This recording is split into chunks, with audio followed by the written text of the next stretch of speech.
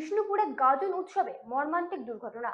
দ্বারকেশ্বর নদীতে পুণ্য স্নান করতে নেমে জলের স্রোতে তলিয়ে মৃত্যু এক সন্ন্যাসী কিশোরের। মৃতের নাম কৃষ্ণ ঘোষ, বয়স 7 থেকে 9 বছর। উদ্ধার করে হাসপাতালে নিয়ে গেলে মৃত ঘোষণা করেন চিকিৎসকেরা। ঘটনায় শোকের ছায়া গোটা এলাকায়। নিরাপত্তা বাড়ানোর দাবি স্থানীয়দের।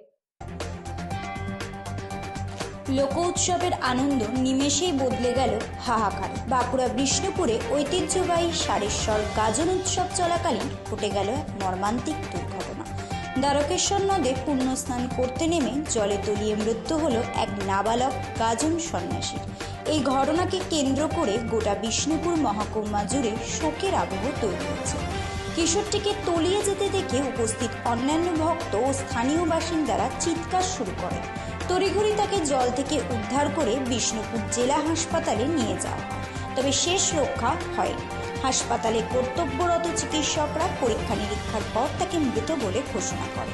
এই ঘটনার পর মেলা ও সংলগ্ন নদীঘাটে নিরাপত্তার অভাব নিয়ে প্রশ্ন তুলেছে স্থানীয় বাসিন্দাদের একাংশ। তাদের দাবি, গাজনের মতো বড় উৎসবে যখন হাজার হাজার মানুষ নদীতে নেমে স্নান করেন, তখন প্রশাসনের পক্ষ থেকে পর্যাপ্ত নজরদারি বা বিপর্যয় মোকাবেলা বাহিনীর উপস্থিতি থাকা অত্যন্ত জরুরি ছিল। ভবিষ্যতে এমন দুর্ঘটনা এড়াতে নদীর ঘাটে কড়া নিরাপত্তা ব্যবস্থার দাবি জানিয়েছেন তারা। আমাদের সারেশ্বর গাজনের ভক্ত হয়েছিল। তো ছেলেটির বাড়ি আমার বিষ্ণুপুর পৌরসভার 4 নম্বর ওয়ার্ড, যেটা আমি কাউন্সিলর ওই ওয়ার্ডে। তো বাগিসপাড়াতে তার বাড়ি। বাবা মধুসূদন ঘোষ, ছেলেটির নাম কৃষ্ণ ঘোষ। ছেলেটির আরেকটি ভাই আছে, বাবা বছর 2 আগে মারা গেছে। ছেলেটি সকালবেলায় 8:30টার সময় বাড়ি থেকে বেরিয়েছে যে নদীতে স্নান করে দেবতার মন্দিরে পুজো দিতে যাবে, বাবা সারেশ্বর মন্দিরে।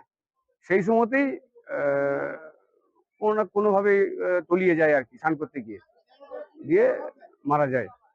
তো আমাকে আমাদের এমএলএ সাহেব তন্ময় ঘোষ আমাকে খবর দিল যে এরকম একটা ঘটনা ঘটেছে, শুনে যাবো। না, আমি তখন ক্যাম্পেনে গেছিলাম।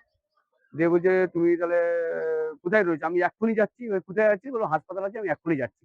দিয়ে এসে দেখি যে হ্যাঁ, ওরই ছেলে। ছেলেটির নাম কৃষ্ণ ঘোষ, 12 বছর বয়স। বাবার নাম লেট মধুসূদন ঘোষ। বাবাও বছর 2 আগে মারা যায়।